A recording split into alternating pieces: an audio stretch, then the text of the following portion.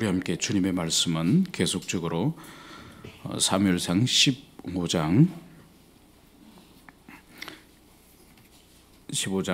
12절에서 15절까지 우리 함께 네 구절 말씀을 같이 읽겠습니다. 15장 12절부터 15절까지 같이 한 목소리로 읽도록 하겠습니다. 시작. 사무엘이 사울을 만나려고 아침에 일찍이 일어났더니 어떤 사람이 사무엘에게 말하여 이르되 사울이 갈멜에 이르러 자기를 위하여 기념비를 세우고 발길을 돌려 길갈로 내려갔다 하는지라. 사무엘이 사울에게 이른적 사울이 그에게 이르되 원하건대 당신은 여호와께 복을 받으소서. 내가 여호와의 명령을 행하였나이다 하니 사무엘이 이르되 그러면 내 귀에 들려오는 이 양의 소리와 내게 들리는 소의 소리는 어찌 됨이니까 하니라. 사울이 이르되 그것은 무리가 아말렉 사람에게서 끌어온 것인데 백성이 당신의 하나님 여호와께 제사하려 하여 양들과 소들 중에서 가장 좋은 것을 남기며 그 외의 것은 우리가 진멸하였나이다 하는지라. 아멘.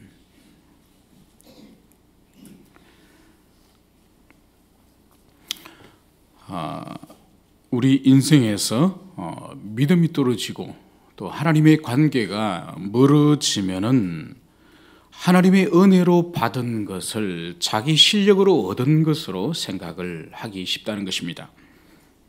그래서 하나님이 주신 은혜와 그 은사를 자기의 영광의 수단으로 그 은혜와 은사를 사유화하는 것을 볼 수가 있습니다.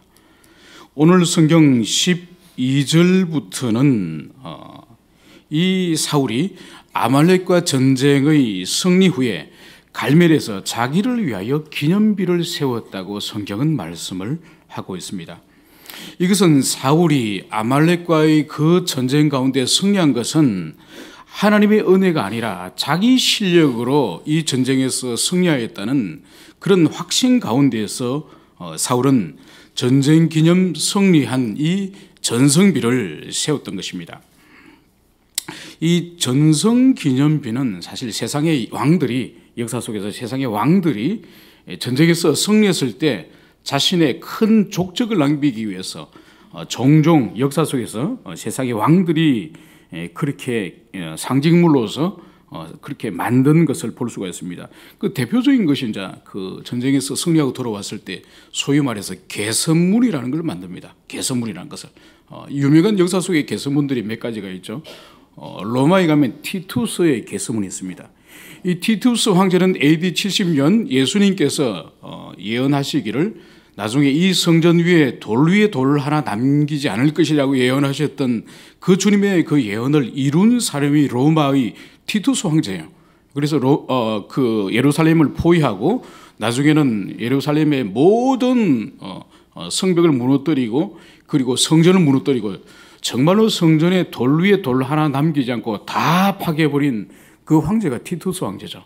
그래서 그 황제가 예루살렘을 정복하고 이제 돌아가면서 성전 안에 있는 그 7가지의 등대를 약탈해 가지 않습니까? 그래서 지금도 티투스의 그 개선문 거기 벽의 부조에 바로 예루살렘을 정복한 기념으로서 그 메노라라고 하는 그 7가지의 그 성전 속에 있는 등대, 그거를 전쟁포로들이 메고 로마로 들어가는 그 행진의 그림이 그 티투스 개수문에 그대로 새겨져 있습니다. 그리고 또 이 티투스 개수문을 그대로 본을 따서 만든 것이 1806년도에 나폴레옹 전쟁의 승리의 기념으로 나폴레옹의 개수문을 만듭니다. 그것이 지금의 파리에 있는 파리 개수문이죠. 30년 동안 그 개수문을 만듭니다. 물론 뭐 나폴레옹은 그 개수문이 완성된 걸 보지 못하고 나중에 자기 시체가 그 개수문을 통과하는 그런 일이 있었죠. 또 이것을 본받은 개수문이 평양에 가면 평양 개수문이 있습니다. 이것은 김일성 주석이 70세 되는 나이를 기념하면서 그 개수문을 웅장하게 세운 거죠. 이 개수문의 왼쪽과 오른쪽 두 기둥에 글자가 새겨져 있습니다. 1925, 1945. 이것은 뭘 의미하는가 하니까 이 황금으로 새겨진 이 두 숫자는 김일성 주석이 만경대 자기 고향집을 떠나서 독립운동을 하러 이제 떠나는 그 해가 1925년이에요. 그리고 소련군을 이끌고 점령군으로서 다시 북한으로 들어오는 그 해가 1945년이죠. 그러니까 이 티투스 개서문이나 나폴레옹의 이 파리 개서문이나 이 북한의 김일성 주석의 이 개서문의 특징이 바로 뭔가요? 자기 영광을 위하여서 자기 인생의 족적과 자기 인생의 그 어떤 성과를 세상 가운데, 역사 가운데 남기고자 한 것이 바로 이 세상의 열왕들, 세상의 지도자들이 왕왕하는 그런 일들인 것이죠. 오늘 사울이 하나님께 기름 부음을 받고 이스라엘 백성의 목자로서 그 백성들 하나님 앞으로 바로 인도해야 되는 그런 지도자였지만은 바로 이 아말렉과의 전쟁에 있어서 하나님의 은혜로 말미암아서 승리한 것이 아니라 자기의 능력으로, 자기 실력으로 승리했다는 그 확신으로 하나님께 돌려져야 될 그 영광을 가로채서 자기를 위한 기념비를 세웠다고 오늘 성경은 그것을 말씀을 하고 있습니다. 여러분, 이것은 인간들이 가지는 매우 교만의 죄이기도 하고 매우 엄밀한 죄이기도 하는 것입니다. 이것은 창세기 11장에 가면은 하나님께로부터 노아의 홍수와 심판을 당하고 살아남은 자들이 다시 하나님께서 땅끝까지 이르러 이제 세계를 다스리고 충만하고 정복하라고 하는 그 명령을 저버리고 인간들이 신날 평지에 모여서 바벨탑을 쌓게 됩니다. 흩어짐을 면하고 우리의 이름을 세상에 내자라고 하면서 그들이 바벨탑을 쌓는 거죠. 그래서 이 타락한 인생들의 그 피 속에는, 그 유전자 속에서는 자기 이름을 세상에 알리고 자기 이름을 역사에 남기려고 하는 그런 본능들이 있는 거예요. 그러나 엄밀히 말해서 우리 인생을 하나님이 지으신 것은 우리의 족적과 우리의 흔적을 세상에 남기는 것이 아니라 우리 인격과 우리 성품과 우리 인생을 통해서 하나님의 흔적을 남기는, 하나님의 성품을 남기는 것이 우리 인생의 본분인 것이죠. 오늘 사울은 주님 앞에 큰 죄를 범하였으니 하나님의 은혜를, 하나님의 그 도우심을, 하나님의 구원하심을 자기 실력인 것처럼, 자기 능력인 것처럼 그 은혜를 사유화하여서 결국은 자기 영광을 위해서 이 기념비를 남기는 어리석음을 볼 수가 있습니다. 더 나아가서 이 사무엘이 밤새도록 잠을 자지 못하고 하나님께 부르짖고 이 아침에 사울에게 당도했을 때에 사울은 이제 이 사무엘에게 문안을 합니다. 문안을 하고 사울이 하는 말을 우리가 잘 보면은 여기에 매우 중요한 어떤 특징이 있습니다. 그것이 바로 13절에 보면은 내가 여호와의 명령을 행하였나이다. 오늘 사울은 자신이 여호와의 명령을 행하였다고 확신하면서 사무엘이 말하고 있습니다.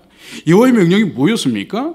그것은 바로 호흡하는 모든 사람과 호흡하는 모든 짐승들을 해려면은 진멸하는, 모두 다 생명을 끊는 그 일이 하나님의 명령이었죠. 그런데 우리가 지난주에 살펴봤던 것처럼 이제 아각왕을 살려두었고 또 짐승들 가운데에도 좋은 것과 기름진 것을 살려두었습니다. 그럼에도 불구하고 오늘 이 사울은 사무엘에게 내가 여호와의 명령을 행하였다고 이 말을 하고 있습니다. 여기에 대해서 14절에서는 사무엘이 이제 거기에 대해서 이의를 제기하는 거죠. 그러면 내 귀에 들리는 이 양의 소리와 또 내 귀에 들리는 이 소의 소리는 어찌 됨이니까? 그러니까 사울이 내가 여호와의 명령을 다 행하여서 모든 사람과 모든 가축을 다 주님의 뜻대로 진멸했습니다. 이 말을 하니까 그러면 지금 들리는 이 양의 울음소리와 소의 울음소리는 도대체 뭡니까? 여기에 대해서 사울이 이제 답변을 합니다. 15절에 사울이 이르되 그것은 무리가 아말렉 사람에게서 끌어온 것인데 백성이 당신의 하나님 여호와께 제사하려 하여 양들과 소들 중에서 가장 좋은 것을 남기며 그 외의 것은 우리가 진멸하였나이다. 말을 금방 바꿉니다. 여호와의 명령을 준행하였다고 하던 이 사울이 그러면 들려지는 이 가축의 소리가 뭐냐의 이 사울의 이 이해에 대해서 오늘 사울은 그것은 무리가 아말렉 사람에게서 끌어온 것인데 백성이 당신의 하나님 여호와께 제사하려 하여. 오늘 여기서 중요한 것은 뭔가 하니까 13절에서는 내가 여호와의 명령을 다 준행하였습니다. 자신은 여호와의 말씀을 모두 순종하였다고 말하고, 이 끌려온 이 짐승들, 이 살아남은 이 짐승들에 대해서는 오늘 여기서 두 주어를 말하죠. 무리가, 이 백성들의 무리가 아말렉 사람에서 끌어온 것입니다. 그러니까 나는 율법을 다, 하나님의 말씀을 다 준행하였는데 이 백성들의 무리가 아말렉에서 끌어온 것입니다. 그리고 두 번째는 뭔가 하니까, 백성이 이 두 가지를 통하여서 사울이 여기서 드러나고 있는 것이 뭡니까? 자신은 온전한 순종을 하였고 백성들과 무리들이 짐승을 끌고 왔습니다. 바로 뭔가요? 국가의 지도자로서, 민족의 지도자로서 지금 일어난 이 사태, 하나님의 말씀에 대해서 불순종한 이 사태에 대해서 나는 온전히 순종하였지만, 나는 다 행하였지만은 백성들과 무리들이 짐승을 몰고 왔습니다. 여기서 또 다시 한번 사울의 인격과 성품을 볼 수가 있습니다. 어느 공동체든지 간에, 어떤 집단이든지 간에, 그것이 가정일 수도 있고 가정의 몇 명의 자녀들과 가족들 가운데에 어떤 심각한 문제가 발생했을 수도 있고, 좀 더 큰 기업이나 직장의 공동체일 수도 있습니다. 거기서도 심각한 문제가 발생할 수도 있고, 그것이 국가나 민족의 거대한 공동체일 수도 있고, 최종적인 그 원인에 대한 책임은 지도자가 지는 것이, 그것이 마땅합니다. 오늘 사울에게 있어서는 이 짐승의 소리가 들림이 무엇입니까? 이 사무엘이 묻는 이유는 사울 자신의 죄와 사울 자신을 자기 성찰을 하도록 오늘 책망하고 있는 거예요. 여기서 사무엘에게 이 책망에 대한 합당한 답은 그렇습니다. 제가 백성들을 못했습니다. 제가 불순종하였습니다. 제가 하나님의 말씀에 대해서 온전한 순종을 하지 못하고 제가 다른 욕심이 있었습니다. 이 참회와 회개를 하나님은 원하시는 거죠. 그런데 오늘 사울의 태도와 사울의 답변이 뭡니까? 자신은 온전히 순종했는데 무리들이 짐승을 끌고 왔습니다. 백성들이 그 짐승을 남겨서 하나님께 제사 드리고 왔습니다. 이것은 합당한 답변이 아닌 것이죠. 우리 가운데서도 그런 일이 일어날 수 있습니다. 가정 안에서 자녀가 탈선을 했다든지 일탈을 해서 매우 문제를 심각하게 일으켰을 때에 그 아이에게 책임이 물론 있죠. 그 아이가 바른 정도를 걷지 않고 바른 삶을 살지 않은 책임이 있죠. 그러나 아버지로서, 가장으로서 아무 책임이 없고 너 잘못했기 때문에 너가 책임질 거야, 그건 가정 전체의 지도자로서 옳지 않다는 거죠. 국가에서도 마찬가지입니다. 한 국가에 있어서 어떤 큰 반국가적인, 반사회적인 어떤 일이 일어났다고 한다면은 그 일을 한 그 사람은 만약 범죄 행위라고 한다면 사법적인 처리를 당하고 어려움을 겪을 수가 있지만은, 그러나 국가 전체가 하나의 목표를 향하여 나가야 될 그 상황에 국가가 의사가 나누어진다든지 여러 가지 어려움이 있다고 한다면은 그런 공동체의 국가 지도자로서 그 전체 국가를 아우러야 될, 다시 통합시켜야 될 그 책임을 당연히 국가의 지도자는 가지고 있는 것이죠. 오늘 사울에게서 이 나타나고 있는 이것은 결코 하나님께서 그 민족의 종으로서, 민족의 목자로서, 민족을 주님 앞으로 이끌어야 될 그 지도자로서 온전한 모습이 아닌 것입니다. 이제 말씀을 정리하고자 합니다. 우리 인생에 있어서도 이럴 수가 있습니다. 가정이나 우리가 있는 직장이나 우리가 있는 작은 공동체 안에서도 주님께서 우리를 세워주신 그 자리에 대한 책임이 있는 것입니다.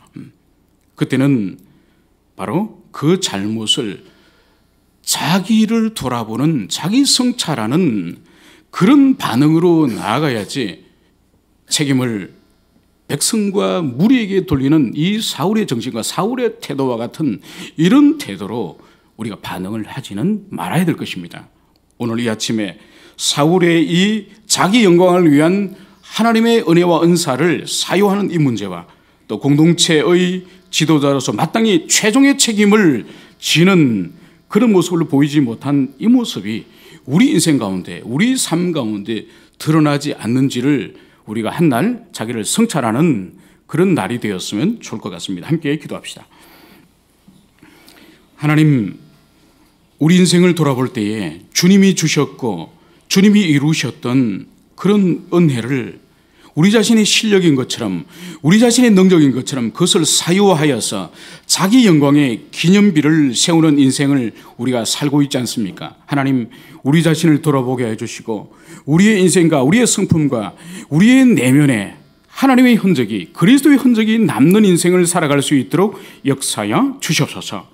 하나님, 우리가 몸담고 살아가는 가족 공동체나 직장이나 교회나 국가와 민족 가운데 주님, 어떤 오류가 있고 어떤 잘못된 모습이 있을 때에 하나님, 자기 회피적인 오늘 사울과 같은 모습을 하지 않도록 도와주시고, 최종적으로는 우리 자신이 거기서 어떻게 하나님 앞에 반응해야 될지를 성찰하는 우리 자신들이 될 수 있도록 은총을 베풀어 주시옵소서.